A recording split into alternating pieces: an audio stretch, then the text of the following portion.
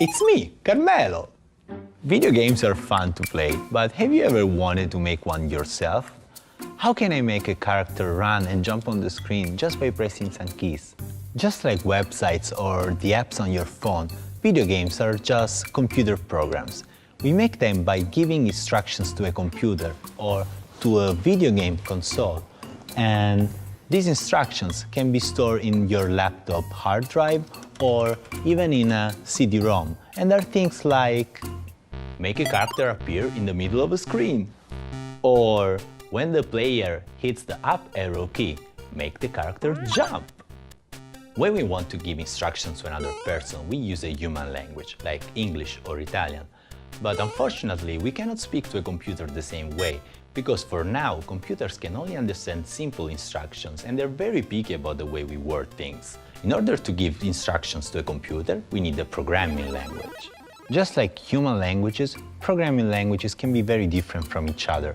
Many rely on text, so programmers can write words that give instructions to a computer. Let's say I wanted to create a very simple video game where a character moves around the screen.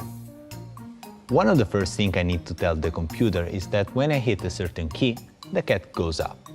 If I want to use the Python programming language, I could write instructions like this. This language looks foreign, but actually it's not that complicated.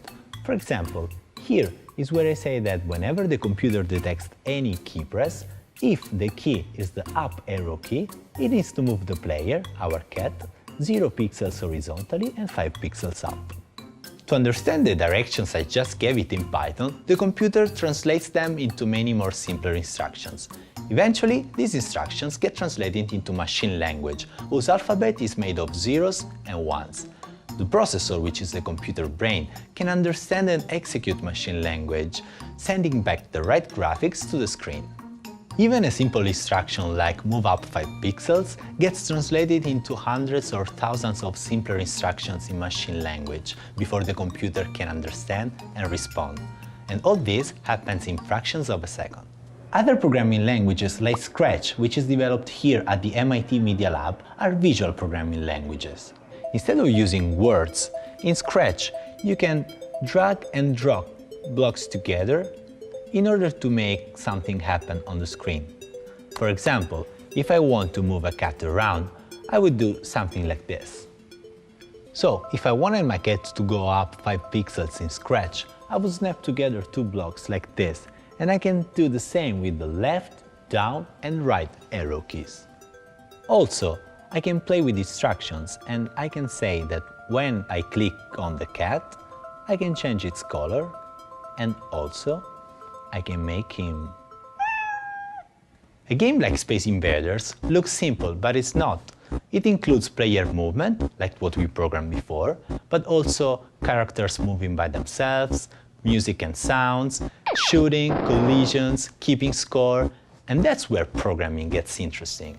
Making something move up 5 pixels may not sound very exciting, but basic instructions like this one are the building blocks you can use to create your own video games. What kinds of instructions would you use to create something like a memory game, Tetris, Angry Birds, Minecraft? A professional video game might have millions of instructions written by lots of people all working together to bring the game to life. Human languages have grammar and basic words you can combine together to create things like stories, novels, poems. In the same way, programming languages have grammar and basic instructions you can combine together to create not only video games, but also animations, simulations, and interactive stories. And visual programming languages like Scratch make it easier for anyone to learn how to program. So, instead of just playing video games, now you can make them. So, go make one.